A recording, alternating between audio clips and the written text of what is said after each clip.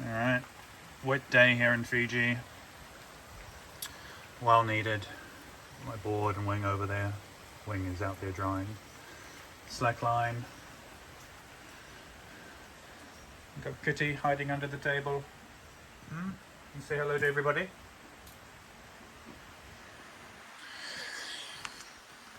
Just thought I'd introduce this next video.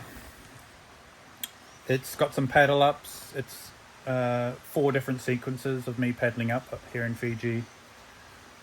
Each video is repeated a few times in a slowed down fashion so that we can sort of I can point out more of what's going on in my thought process. I am more going to be talking about how to catch the wave itself rather than how to get on foil. So if you're interested in downwinding, you should be already doing a lot of research on how to pop up in the waves. Jeremy Riggs has some really good stuff where he sort of shows you some techniques to de-weight the board and slide the board forward. Ultimately, that kind of is what I do as well. It really is about pulling that board out of the water. And also, for me, I try to take off inside of the troughs. So I'm going to talk about signal wave and what is the process from the signal that something steep is coming, and then how do I approach it from there. So you do it, watch it with me, and I'll talk you through it. Be good, and hope you're sending out there. See you guys.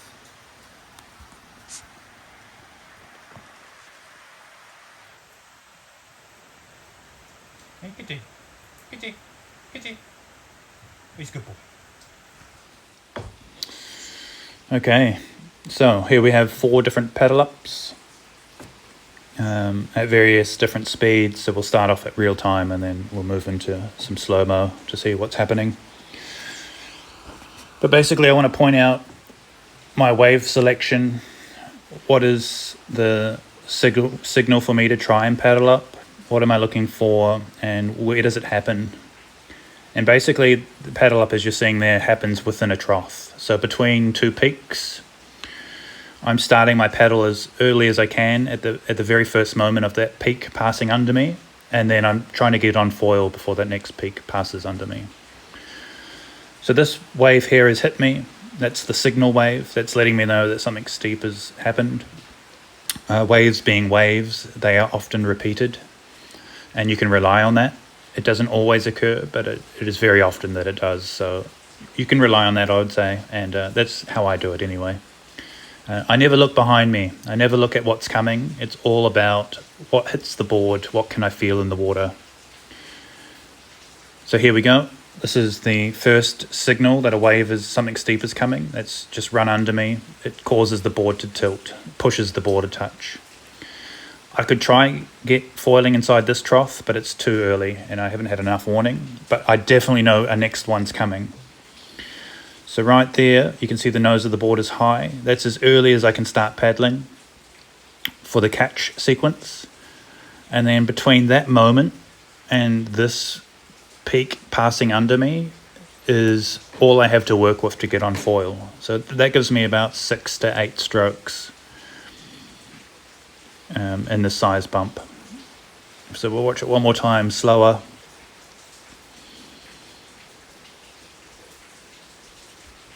This is the signal wave passing under me.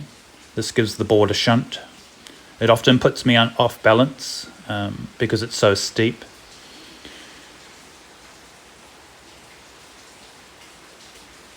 I don't have much time to react at this point. Like, it's only just hit me.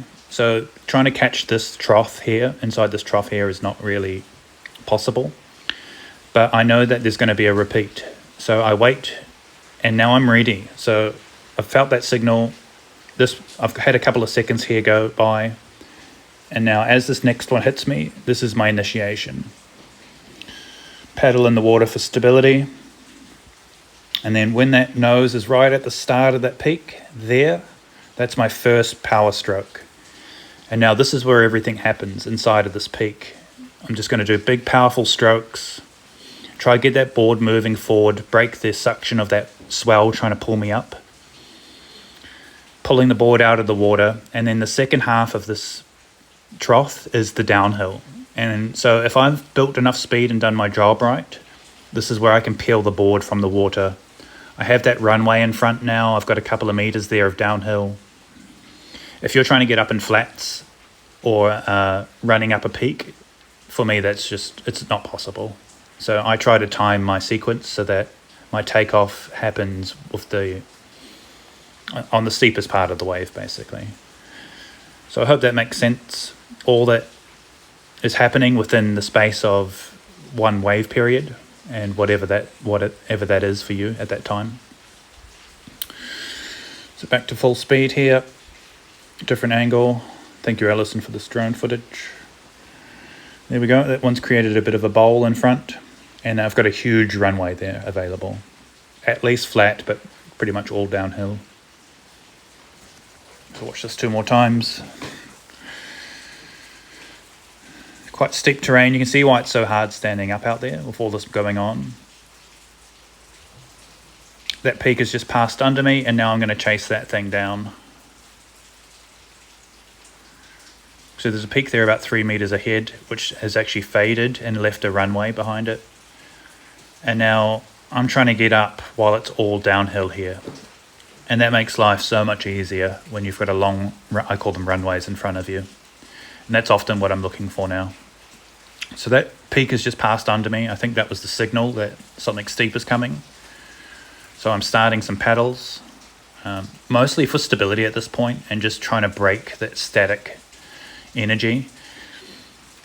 And then it gives me the slightest head start. So that peak is just past the tip of the board, and now I'm going to follow that thing down. Putting in power, pulling my board out of the water, doing those Jeremy Riggs slides. Beautiful long runway in front of me there.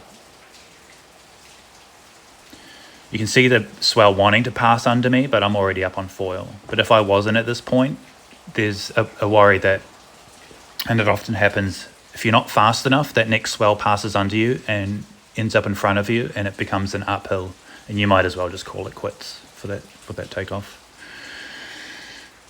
Another style here, another angle. Just watching it with you guys. Nice easy one there, and straight off down the line, looking for a valley. So let's see in slow-mo. So peak's just coming across the back of the board there. It's giving me a push, lifted the front. Doing some paddle strokes to break that static energy. And now that peak is just past the nose of the board. And I'm trying to initiate getting on foil now inside of that section. That one doesn't look like a trough, but I'm definitely have some downhill in front and a peak behind. Hopefully we get to see that one again.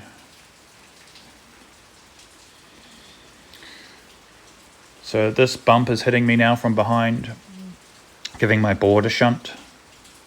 That's a signal that something steep has happened. And now I'm starting to paddle to break my still motion. I'm trying to get some forward momentum early. This next bump is passing under me, and now I'm going to chase that thing down. I'm going to chase that peak that has just rolled under me. Chasing it, knowing that a trough is going to follow it, and if I'm inside that trough, then I've got a chance of getting up. This is super messy conditions. This was actually a huge swell this day, so I'm actually picking off smaller chops to get going on. It's often very difficult to catch the big rolling swell, so it's often these smaller, steeper sections that you can catch. Let's see what happens next. There I am, happy, rolling down the line. Real time. This is another one where I'm basically just chasing down a peak. This was big swells, and so I'm trying to actually catch some of the smaller stuff, because the smaller stuff travels slower than the bigger stuff. And it gives me my best chance of matching pace with it. So this peak is hitting me from behind, and I am going to try and chase this peak down right now. So it's about a meter in front of the board now. I can see it visually, and now I'm trying to match pace with it. And I figure that if I can match pace with that peak, it's going to leave behind a trough of some kind. And that's what's happened there. So you can see there's so many different options out there. Every ocean's different, every wave period is different. You really just got to start learning what works for you and building experience. So here you can see swell hitting me from behind. That swell will pass under me. That's the signal that something is happening. And now I'm going to chase down that peak in front of me. So something steep has hit me. I'm going to follow it. Following that peak puts me inside the trough automatically. It's like that other video I showed you guys where you can follow peaks at a certain distance behind. And that leaves me with water that's steep and facing downhill, and it gives me a downhill to get going. If you're trying to get on foil and flats or uphills, you're going to be stuffed.